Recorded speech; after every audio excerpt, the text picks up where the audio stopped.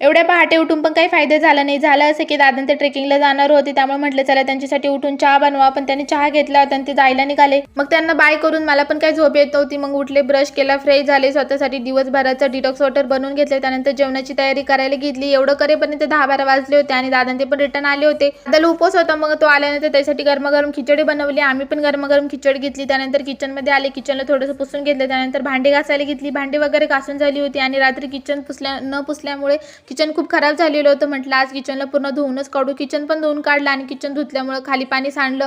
Kitchen room पण खराब झाली होती. मग तिला पण झाडू मारून घेतला आणि तिला पण पुसून घेतलं. आणि ड्राय बाल्कनीमध्ये पण कबुतराने थोडीफार घाण केली होती. म्हटलं आज तिला पण धुवून काढावं, त्यामुळे ड्राय बाल्कनीला पण स्वच्छ केलं. एवढं किचनचं सगळं काम आवरलेलं होतं. सकाळी लवकर गडबड होती, त्याच्यामुळे अंथरूण काढायचं राहिले. त्यामुळे पहिल्यांदा अंथरूण काढून घेतलं आणि पूर्ण घरामध्ये झाडू मारून घेतला. फायनली आंघोळीला गेले. आंघोळ केली, कपडे वगैरे धुतले, कपड्यांना वाळत घातलं. आणि आजच्यासाठी एवढंच. पुन्हा भेटू नवीन व्हिडिओमध्ये. बाय.